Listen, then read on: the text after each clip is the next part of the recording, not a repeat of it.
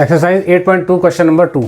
Question number 2 क्या देखो, ABCD is a rhombus and PQRS are mid points of the sides AB, BC, CD and DA respectively.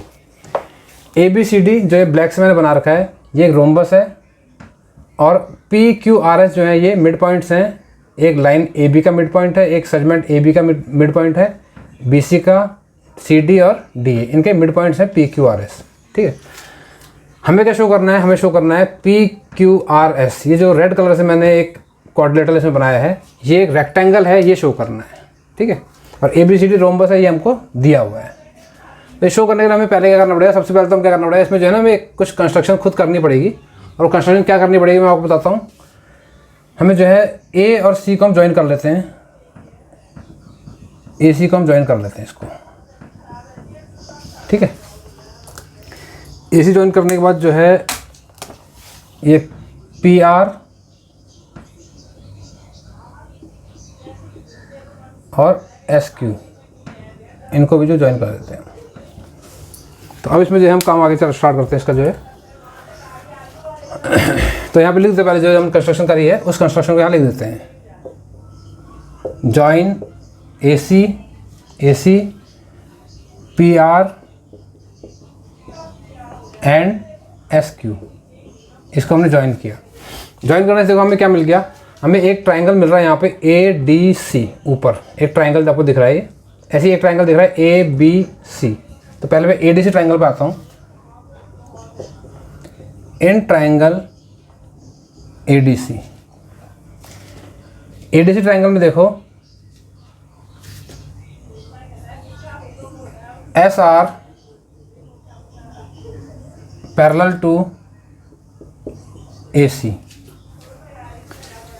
SR जो है ये AC के parallel होगा। क्यों? मिड पॉइंट थ्योरम से।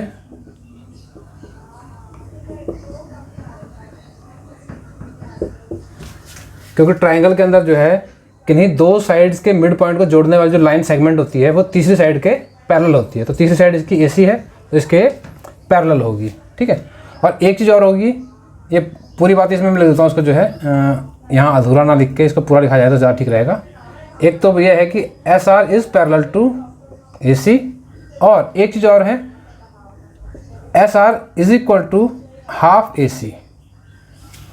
दोनों जो है मिड पॉइंट थ्योरम से हमें स्टेटमेंट निकल के आती हैं कि SR जो है ये AC की पैरेलल भी होगी और इसकी वैल्यू जो है, इसका मेजर जो है वो AC का हाफ होगा। ठीक है, तो हमारा एक स्टेटमेंट निकल गया, इसको मैं लिखता हूँ यहाँ पर नंबर 1। अब मैं आता हूँ अपने दूसरे ट्राइंगल पर, ट्राइंगल ABC में। इन ट्राइंगल ABC में जैसे इसमें SR था ऐसे इसमें PQ है, जो कि AB और BC के मिड पॉइंट है, मिड पॉइंट को जोड़ने वाली लाइन सेगमेंट है।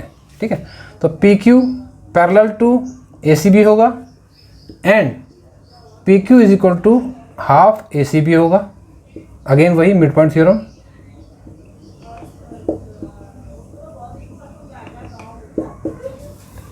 ठीक है, इसको हम लिख लेते हैं सेकंड।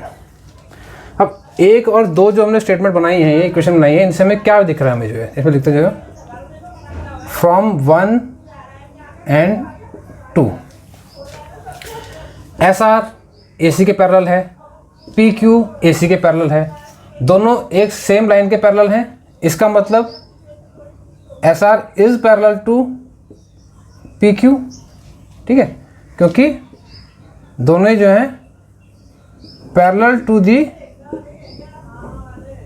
Same line AC। दोनों ही AC के पैरेलल हैं, इसलिए आपस में भी पैरेलल होंगे। दूसरा, SR is equal to half AC और PQ is equal to half AC। दोनों ही जो है हाफ AC के बराबर है, मीन्स दोनों ही AC के हाफ हैं। इसका मतलब दोनों इक्वल भी होंगे। SR is equal to PQ। ठीक है, दोनों ही जो है equal to half of AC, तो ये भी इक्वल होंगे आपस में जो है।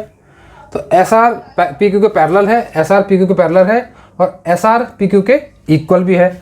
अब इन दो स्टेटमेंट से हमें क्या पता लगता है, इन जिसे, और ये जो है PQRS, इससे हमें क्या पता लगता है,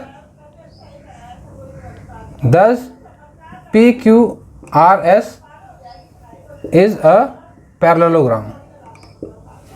क्योंकि देखो SR और PQ इस रेड कलर से मैंने आपको बना रखा है यहाँ पे एक क्वाड्रिलेटरल, जिसको मैं पैरेललोग्राम अभी साबित कर दूंगा। इसमें जो है कैसे साबित हो जाएगा, देखो PQ और RS जो है आपस में इक्वल भी हैं और ये आपस में पैरेलल भी हैं। किसी भी क्वाड्रिलेटरल में जिसमें अपोजिट साइड्स इक्वल होती हैं और पैरेलल होती हैं वो एक पैरेललोग्राम ही होता है। ठीक है, तो इसका मतलब जो है PQRS हमारा जो है क्या है, एक पैरेललोग्राम है। ठीक, यहाँ तक तो बात हमारी हो गई। अब हमें साबित करना है कि ये पैरेललोग्राम जो रेड कलर से बनाया है ये एक रेक्टेंगल है। अब इसको रेक्टेंगल साबित करने के लिए हमें क्या करना पड़ेगा, इसे रेक्टेंगल शो करने के लिए हमको जो है इसके जो SQ और जो PR ये इसके डायगोनल हैं, इन डायगोनल्स को हमें इक्वल शो करना पड़ेगा। ये इक्वल होंगे, इसका मतलब है कि ये एक रेक्टेंगल होगा। ठीक है, अब चलते हैं इसके जो है सेकंड पार्ट पे। अब चलते हैं इसके सेकंड पार्ट पे। अब देखो इसमें जो है अब हमें क्या करना है, इसमें जो है देखो एक क्वाड्रिलेटरल है ABQS, इसी की बात करते हैं। इन क्वाड्रिलेटरल ABQS, इस ABQS में देखो जो AS है, AS, ठीक है, यहाँ से यहाँ तक का डिस्टेंस है ये AS, ये BQ के इक्वल है, क्योंकि दो लाइंस जो कि इक्वल हैं, कौन सी, AD और BC, उनके ये हाफ पॉइंट पे बने हुए हैं। ठीक है, तो दोनों जो है इक्वल होंगे। And AS is parallel to BQ, ऐसा भी होगा। रीजन इसके आगे लिख देते हैं हम जो है, ठीक है, half of parallel and equal lines. ये जो है AS और BQ क्या हैं, ये इक्वल और पैरेलल लाइंस के हाफ हैं, इसलिए ये आपस में भी इक्वल होंगे और पैरेलल होंगे। अब ये जब दोनों इक्वल हैं और पैरेलल हैं तो उससे हमें एक चीज़ पता लगती है। क्या पता लगता है हमको, दस ABQS ये क्या है, ये इसका मतलब एक पैरेललोग्राम है। क्योंकि ये पैरेललोग्राम की स्टेटमेंट है कि अगर किसी क्वाड्रिलेटरल में अपोजिट साइड्स इक्वल भी हों और पैरेलल भी हों, इसका मतलब वो एक पैरेललोग्राम है। ठीक है, दस ABQS इज अ पैरेललोग्राम। ठीक, ये अब जो है ABQS एक पैरेललोग्राम हो चुका है। अब ये पैरेललोग्राम है, तो इस पैरेललोग्राम के अंदर जो है इन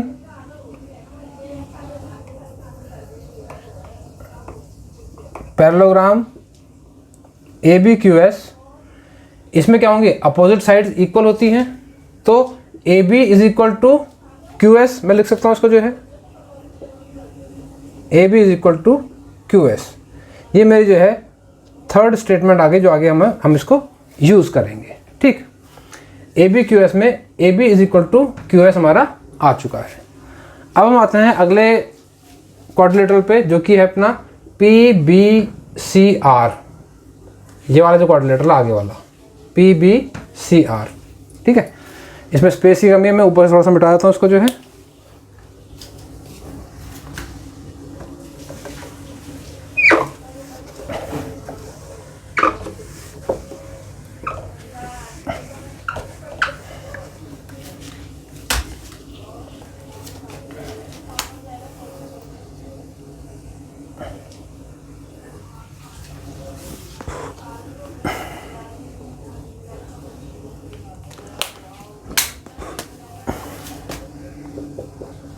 इन क्वाड्रिलेटरल PBCR, ठीक है, इसके अंदर भी देखो PB is equal to RC या CR बोल लो इसको जो है, PB is equal to CR and PB parallel to CR होगा। रीजन वही आएगा, half of parallel and equal lines, क्योंकि AB DC आपस में इक्वल हैं और पैरेलल हैं, और P और R जो पॉइंट हैं ये इनके जो है मिड पॉइंट हैं। ठीक है, तो PB इसका हाफ है AB का और CR DC का हाफ है, और इसलिए इसका रीजन लिखेंगे आगे जो है half of parallel and equal lines. ये एक इक्वल और पैरेलल लाइंस के हाफ हैं, इसी वजह से ये आपस में इक्वल हैं और आपस में पैरेलल भी हैं। ठीक है, ये एक स्टेटमेंट आ गई हमारी जो है। तो इससे क्या पता लगा, इस स्टेटमेंट से वही चीज़ पता लगेगी। इससे स्टेटमेंट से क्या होगा कि PBCR is a parallelogram, thus quadrilateral PBCR is a parallelogram. अब PBCR एक पैरेललोग्राम है तो इसकी जो BC साइड और PR साइड है ये इक्वल होंगी। BC is equal to PR होगा हमारा जो है। ठीक है, अब एक चीज़ ध्यान देना इसमें जो है, BC जो है ये PR के इक्वल है,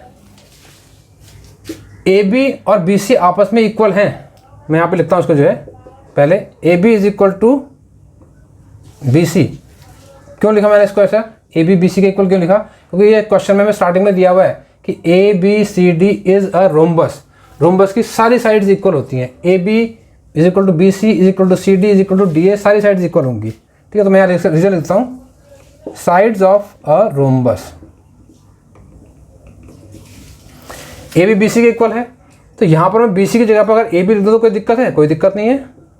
AB is equal to PR लिख सकता हूँ मैं। इसका मतलब ये हमारी एक स्टेटमेंट आ गई, चौथी स्टेटमेंट। ठीक है, अब देखो जरा, तीसरी स्टेटमेंट और चौथी स्टेटमेंट, इन दोनों स्टेटमेंट से हमें क्या मिलता है,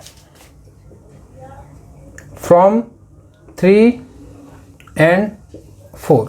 थर्ड स्टेटमेंट कहती है AB is equal to QS, AB is equal to QS। और फोर्थ स्टेटमेंट कहती है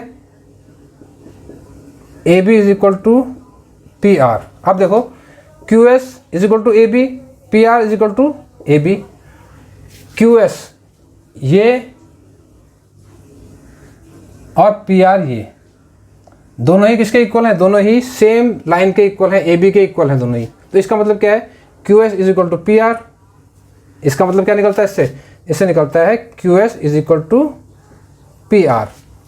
और QS और PR अगर इक्वल हो गए, दैट मीन्स PQRS जो है, that means PQRS is a rectangle. अब ये रेक्टेंगल हमारा जो है साबित हो चुका है, ये हमारा क्वेश्चन हो गया।